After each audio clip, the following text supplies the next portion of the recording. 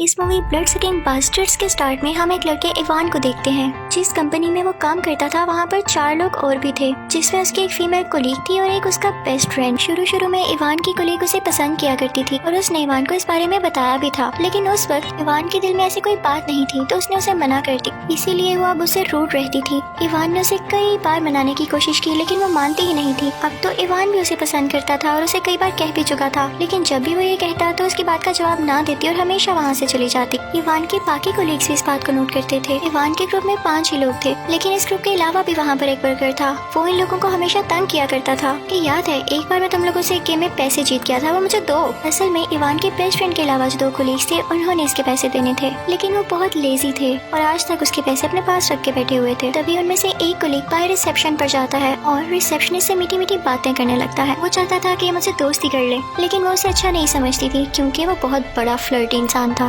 तभी वहाँ पर इवान आ जाता है तो रिसेप्शनिस्ट का सारा ध्यान इवान की तरफ लग जाता है और यहाँ पर हमें फील होता है कि वो इवान को पसंद करती थी, लेकिन इवान उसकी तरफ देखता भी नहीं था क्योंकि वो अपनी कोलीग को जो पसंद करता था। अब उस कंपनी का बॉस वहाँ पर आता है और वो इवान से कहता है कि तुम जानते हो ना मैं अपनी कंपनी के लिए आज मैनेजर अनाउंस करूंगा। तो इवान कहता है कि जी मैं जानता हूँ। इवान बहुत एक्साइटेड था क्योंकि उसे लग रहा था कि वो ही मैनेजर बनेगा, क्योंकि वो बहुत पुराना भी था और बहुत ज्यादा हार्ड वर्किंग भी। वो तो यही चाहता था कि वो मैनेजर बने क्योंकि उसे कंपनी को अच्छे से चलाना भी आता था। अब वो सब लोग इकट्ठे होते हैं और बॉस का इंतजार करने लगते हैं कि कब वो मैनेजर का अनाउंस करे। इवान काफी खुश होता है और अब बॉस मैनेजर अनाउंस कर देता है, लेकिन उसका नाम सुनते ही इवान बौखला जाता है। उसे यकीन नहीं आता क्योंकि बॉस ने उसे मैनेजर नहीं बनाया बल्कि उसकी जगह एक नए वर्कर को मैनेजर बना दिया जिसका नाम मैक्स था। इवान मैक्स को अपने कॉलेज के दिनों से जानता था, वो उसे बिल्कुल पसंद नहीं करता था और अब तो ये हो गया, अब तो इन दोनों में क्लैश जरूर आएगा। इनफैक्ट जब इवान कॉलेज में था तो उसकी गर्लफ्रेंड ने मैक्स के साथ मिलकर उसे चीट किया और इस बात की वजह से मैक्स को कॉलेज से इंसल्ट करके निकाल दिया गया। इवान के दिल में बस यही बात थी कि इतने बुरे आदमी को क्यों मैनेजर बना दिया। दूसरी तरफ मैक्स तो हवाओं में था, उसे बहुत खुशी थी मैनेजर बनने की। वो सबसे मीठी मीठी बातें करने लगता है और कहता है कि मैं आपके लिए अच्छा मैनेजर साबित होऊंगा। वो सब लोगों के दिल में घर बना लेता है पहले दिन ही। इवान को इस बात का बहुत गुस्सा था और वो बेचारा गुस्सा करता भी क्यों ना। वो बॉस के पास जाता है और कहता है कि आपने सही फैसला नहीं लिया, आपने क्यों किया ऐसे। तो बॉस कहता है कि देखो इवान मैं जानता हूँ तुम कितने हार्ड वर्किंग हो और मेरे पास कितने अरसे से काम कर रहे हो, लेकिन देखो मुझे कैपेबिलिटी भी तो देखनी है ना। वो बेशक नया है लेकिन वो जानता है कि कंपनी को कैसे चलाना है। बॉस कहता है कि बस तुम अपने काम पे ध्यान दो।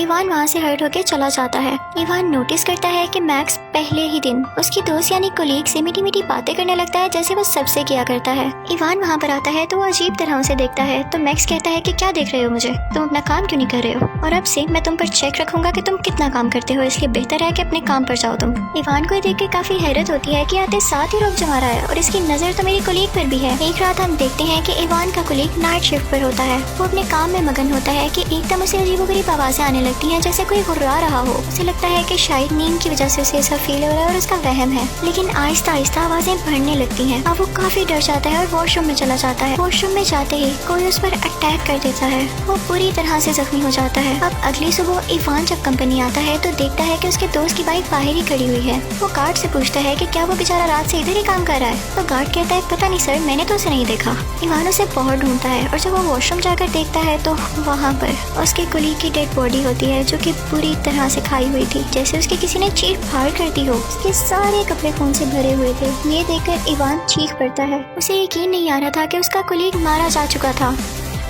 वो भागता भागता अपने बॉस के पास जाता है और कहता है कि देखें ये क्या हो गया है। सब लोग इकट्ठे हो जाते हैं और इवान के साथ वहाँ पर जाते हैं, लेकिन वो लोग देखते हैं कि वॉशरूम में किसी की डेड बॉडी है ही नहीं। इवान सर पकड़ कर रह जाता है तो उसका बॉस उसे कहता है कि वजह और कोई नहीं, तुम्हारा दिमाग इस वक्त कहीं और लगा हुआ है कि तुम्हें मैनेजर क्यों नहीं बनाया, इसलिए तुम्हें अजीब अजीब ख्यालात आ रहे हैं। मैक्स कहता है कि सब छोड़ो, हम खुद देख लेंगे कि तुम्हारा कोलीग आज क्यों नहीं आया, तुम बस अपने काम पर ध्यान दो। वो उसे पागल कहते हुए वहाँ से चले जाते हैं। इवान शॉक रह जाता है और वॉशरूम में ही खड़ा होता है। गार्ड जब जमीन पर देखता है तो वो बताता है कि देखें यहाँ पर अभी भी खून है, आप सच कह रहे थे, ऐसे लग रहा है जैसे किसी ने उसकी बॉडी गायब कर दी है। अब हम देखते हैं कि इवान का बेस्ट फ्रेंड और उसका कोलीग आपस में गेम्स खेल रहे होते हैं। तभी वहाँ पर फिर से वही वर्कर आता है जो कि उनसे पैसे मांगता था। वो कहता है कि मेरे पैसे लौटा दो। अब उनकी ये बातें मैक्स यानी मैनेजर सुन लेता है। वो उस वर्कर को अपने ऑफिस में बुलाता है कि बोलो क्या बात है। उसके बाद हम नहीं देखते कि उनमें क्या बात हुई। उसी दौरान इवान भी अपनी फीमेल कोलीग से कह रहा होता है कि क्या तुम भी मेरी बात पर यकीन नहीं करोगी। तो वो कहती है तुम यकीन के काबिल हो। इवान इवान वहाँ से भी हर्ट होकर बाहर आ जाता है।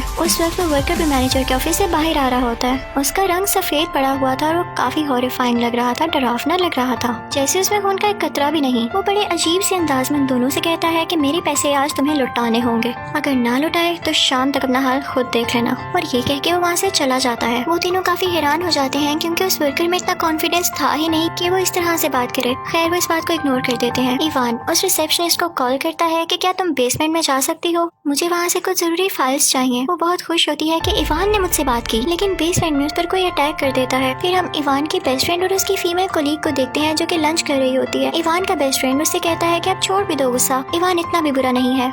तो वो कहती है मुझे इससे कोई फर्क नहीं पड़ता कि वो अच्छा है या बुरा, मैं बस इतना जानती हूँ कि वो पागल है और स्टूपिड है। पीछे से इवान भी आ जाता है और ये सब सुन लेता है। उसे देख के उसकी फीमेल कोलीग वहाँ से चली जाती है। वो वहाँ से गुस्से से निकल जाती है और जाते हुए से वो रिसेप्शनिस्ट नजर आती है। उसका रंग भी अब काफी सफेद हो चुका था, लेकिन उसने लिपस्टिक लगाकर खुद को कवर करने की कोशिश की थी। वो अजीबोगरीब हरकतें करने लगती है, लेकिन वो फीमेल कोलीग उसे इग्नोर करते हुए वहाँ से निकल आती है। दूसरी तरफ हम इवान और उसकी बेस्ट फ्रेंड को बातें करते हुए पाते हैं। वहाँ पर वो वर्कर भी आ जाता है जिसके इन्होंने पैसे देने थे, यानी इवान के दोनों कोलीग्स ने। वो उसके साथ बोर्ड पर जोर से एक चाकू मारता है और कहता है कि देख लो टाइम निकला जा रहा है। इवान का बेस्ट फ्रेंड काफी डर जाता है कि कहीं ये मुझे मार ही ना डाले। वो इवान से कहता है कि फिलहाल अभी के लिए तुम इसे $20 दे दो, मैं तुम्हें बाद में लौटा दूंगा प्लीज।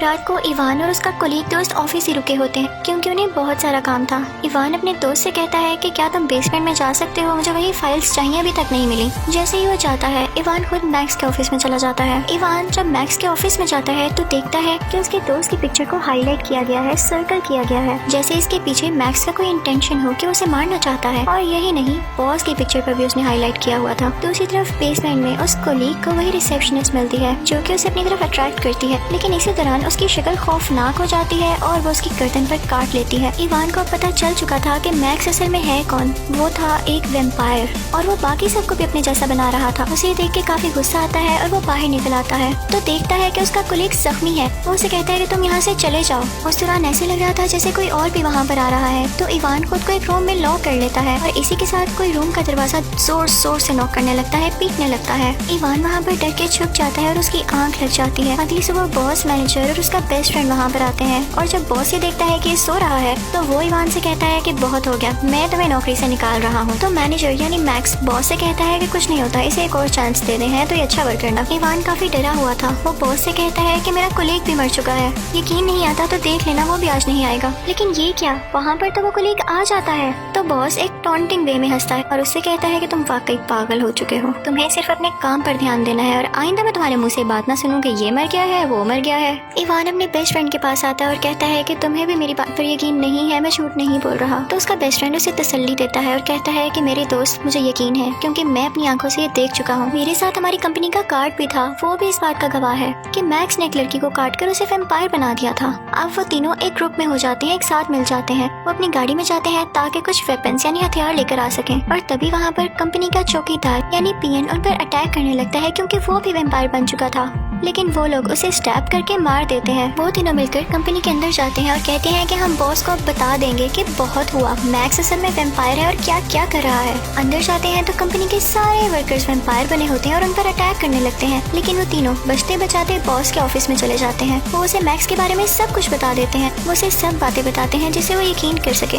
लेकिन बॉस तो शॉक ही नहीं होता। वो बड़े इजी वे में कहता है मैं जानता हूँ मैक्स वैम्पायर है। तो इवान कहता है कि आपने उसे रोका क्यों नहीं? तो बॉस कहता है तुम लोगों की ही गलती थी, तुम लोग लेजी होते जा रहे थे, कोई काम पर ध्यान ही नहीं था। मैंने जानकर मैक्स को हायर किया ताकि उस सबको वैम्पायर बना दे। ये बात तो है कि ये तुम लोगों की सजा थी। दूसरी बात ये कि वैम्पायर्स बहुत एक्टिव होते हैं इवन रात में भी, और अब देखो मुझे अच्छा आउटपुट मिल रहा है। जो लोग वैम्पायर बनते जा रहे हैं वो बड़ा अच्छा काम कर रहे हैं, अभी तो तुम लोगों की भी बारी है। मैक्स इवान से कहता है कि याद है जब मुझे कॉलेज से निकाला गया था और मैंने कितना वीक महसूस किया था, तो मैंने भी सोचा कि अब मैं स्ट्रॉन्ग बनूंगा। मैंने वैम्पायर बनने के तरीके जाने और साथ ही साथ बिजनेस भी सीखा। मैंने बहुत मेहनत की और अब देखो मैं कहाँ हूँ और मेरे अंडर जितने भी लोग काम कर रहे हैं तुमसे ज्यादा मेहनती होते जा रहे हैं। इवान उसे इग्नोर कर देता है और बॉस से कहता है कि आपको समझ नहीं आ रही है, ये आपको भी मार देगा, ये आपकी जगह लेना चाहता है और आपकी जगह बॉस बनना चाहता है ताकि इस कंपनी को ये खुद चलाए। ये सुनकर बॉस की आंखें खुल जाती हैं और वो मैक्स से कहता है कि क्या तुम यही चाहते थे? मैक्स उसके पास जाता है और उसकी गर्दन तोड़ देता है जिससे बॉस मर जाता है और सबका शक अब दूर हो चुका था कि मैक्स अब वाकई ही बुरा आदमी है और वो जो चाहता था उसने कर दिया। इवान की फीमेल कुलीग काफी डरी होती है तो वो इवान लोगों की टीम में ही आ जाती है। सब वेम्पायर्स उन पर मिलकर अटैक करने लगते हैं। मैक्स दूर खड़ा ये देख रहा होता है और ये तमाशा एंजॉय कर रहा होता है। दूसरी तरफ इवान की टीम भी मुसलसल वेम्पायर्स का मुकाबला कर रही होती है। वो पूरी मेहनत से एक एक करके सब वेम्पायर्स को मार देते हैं। यहाँ पर हमें ये भी अंदाजा होता है कि इंसान सबसे अच्छी और पावरफुल क्रिएचर है, उनकी जगह कोई नहीं ले सकता। अगर वो हार्ड वर्किंग और कंसिस्टेंट हो यानी दिल से अपना काम करें तो वो सबसे आगे निकल सकते हैं।